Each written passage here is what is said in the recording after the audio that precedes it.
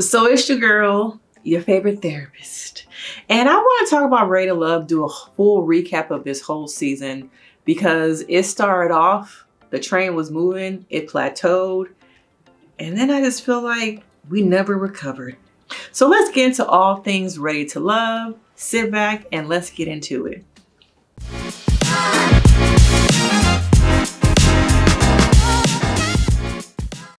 Now, I watched most of the Ready to Love seasons. This was a spinoff for me, and I was like, okay, let's see what it's giving. At first, I was not going to watch it because I was not sure what it was going to be giving, okay? But we're going to get into the ladies and look at their issues and how that contribute to some of the ways that they interacted with the men, some of the outcomes from a therapist perspective. Now, the matchmaker herself, where was the matchmaking? Okay. Now I watched her on Southern Charm, and when I first found out that she was hosting this show, I was like, matchmaker? Now I know she's into community stuff. She's a philanthropist, a news anchor that she just retired from, but I never knew that she was a matchmaker. So I was like, okay, well, I guess, all right. But let's get into some of these ladies now. Shareese. Okay. Shareese, to me, has a lot of different issues, okay? And so looking at her when she was on the Ready to Love original season, she didn't get along with the women, okay? I think there's some internalized, like there's some colorism stuff happening. At times, I feel like she is anti-Black. She tends to pick, okay? She picks at the other women, and then she tries to embarrass them. Okay, so I'm going to embarrass Z for doing what she's doing. And she's not a girl's girl. Shareese is not a girl's girl. She's about herself. And the whole premise of this show was, are you willing to move to New Orleans? And she said multiple times she was not willing to move. So I was also wondering, how is she on this show? Because based off of how she was in the previous season of this show, I was like, why did they bring her back for drama? Maybe for some DEI, diversity and inclusion, but I didn't understand why they brought her back because she has gone on multiple dates and it hasn't gone anywhere. Okay, at some point you have to recognize or think about, as a woman, men too, I have been on 5 dates and none of them are going anywhere. What's going on? Is it me? How am I contributing to the situation? But instead, the matchmaker calls her and like, oh, we got another date. We got another date. He's too quiet. I just don't know. Okay. And instead of her focusing on herself, she likes to focus on Z. Okay. Now those two butt heads, I think they have they both have strong personalities, but I do feel like Shareese has some issues, y'all. I'm feeling like there's some access to there, some emotional dysregulation. Her mood, it just goes up and down. And I don't know how a man can really keep up with that. The up and downs, the walking on eggshells. I'm wondering also about her friendships. Do her friends also feel like they have to walk on eggshells around her? Because it was kind of scary at times to see her just like flip just like that. And when she came to, the man that she was, I guess, calling her keeper, to me, he seemed moldable, okay? That he would do what she says, do what she wants. He's very calm, very passive to me. Knows how she didn't pick the stronger men. And when the stronger men actually were trying to get close to her, she pushed them away, okay? I think she might have some disorganized attachments. She needs to go sit on somebody's couch and work through those issues, because until you work on your own stuff, you're not going to have a healthy relationship. So let's move on to Ashlee. Okay. Now, Ashlee comes off to me insecure, controlling. She has a very fiery personality, but in the beginning, she kept comparing her own relationship to, oh, you're interested in her? Why am I on the date with you? The man is thinking this, but I'm on a date with you, but you keep bringing up these other people.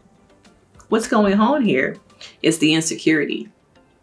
she, to me, was letting her own insecurities take away from the dates. Okay. I think she presents one way, very strong, and she is very strong. She has her personality, but deep down inside, there's some insecurities there. Okay.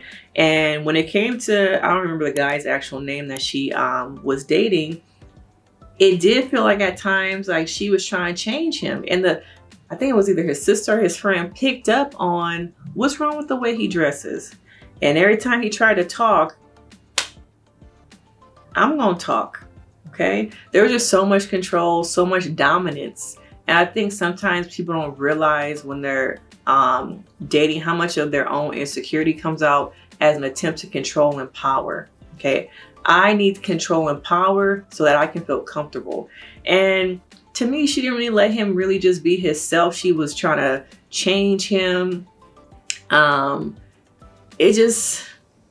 I think that she has to work on herself and stop comparing herself to the other women. That's how in your relationships, your own trauma, your own stuff that you haven't dealt with, it comes out through control.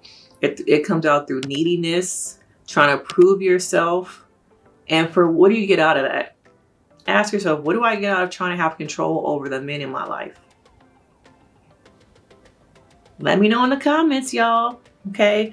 Now let's move on to Verneashia. I love some Verneashia. Okay. I love Verneashia because she, to me, is in the most healthiest place out of everyone. She really does seem ready to have a relationship, make it work, and she's flexible. She's very calm. She's an entrepreneur. She doesn't come off like she's settling or trying to become something else for other people. She knows who she is. And my hope is that the relationship she has with whoever she chooses, they can make it work. Because that is a queen right there. They're all queens. I'm not saying that they're not. They're all queens. But when you look at someone who's in a healthy place in their life, Verneashia is that person. Okay. Now, I feel like producers and the matchmaker try to play her by bringing back old men she didn't want to deal with, but she knows her worth. She's in a very healthy place. To me, she has a very secure attachment style. Now, Ashlee has more of an anxious attachment style, but Verneashia is very calm. Watching her in Rated Love previously, I really thought I was going to work with old boy, but I think he has some of his own stuff that he hasn't dealt with. So she finally, to me, has some men who can really give her what she needs. Okay. Now, moving on to our last one is Zadia. Okay. Now, Zadia, she's going to do her own thing. Okay. Now, that first night that she creeped over with old boy, that's her business. I don't think that should not have been brought up on the show. But Shareese has to pick at her. It's that jealousy. She has to pick. Because why is Zadia getting somebody, but it's not working for me? Once again, her trauma with women. And I wonder about the dynamic between her and her mother. How that shows up now in this dynamic with Zadia. Zadia is a trigger. And Shareese projects her own stuff onto Zadia. Because she hasn't worked on her stuff. Now, Zadia has her own, things that I believe she needs to work on herself. She's wasting her time with old boy. He has said multiple times he doesn't have time for you. So I don't know why she keeps wasting her time. Okay, she needs to know her self-worth, and she's worth more. For some reason, I don't understand why Zadia continues to entertain this relationship that's not going to work. To me, there have been multiple times where he has come out and said, yeah, date other people, explore, let the experience work for you. To me, if I'm really dedicating myself and giving somebody time, why are you open to me meeting other people? And I'm not saying that he should be jealous or anything like that, but there's a way of showing that I'm truly invested in you, and he's not. Okay. And for some reason, Zadia, I don't know if he laying the pipe real good. I don't know what it is, but this man, she continues to entertain, and it's not working. Okay. Now, her attachment style to me is probably also anxious. I think at times women who have strong personality, a lot of confidence, people get caught up in that.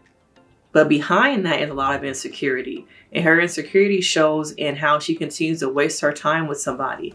Because that shows to me she doesn't have the strength of self-worth. Her self-worth is not up here. Because if she did, she would not be entertaining this loser. Okay. Now, does he have a lot of stuff going on for him? Yes. I guess he's an entrepreneur. He's a hustler. And it annoys me how he wears that chain. Was this? It's a street crew or something.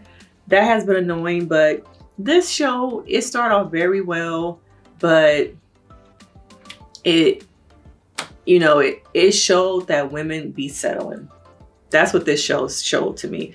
And it should not be showing us settling. It should be showing us like growing, pivoting, having strong, healthy relationships. But it became about having these men come in and out, settling, and showing that some of the women don't know their self-worth. And I hate watching shows that display us where we are not at our best selves. But let me know your thoughts. What do you think of this season? Should they bring it back? Do you relate it to some of these women, their dating styles? We can get into it. Like, subscribe, and I will see you in the next video.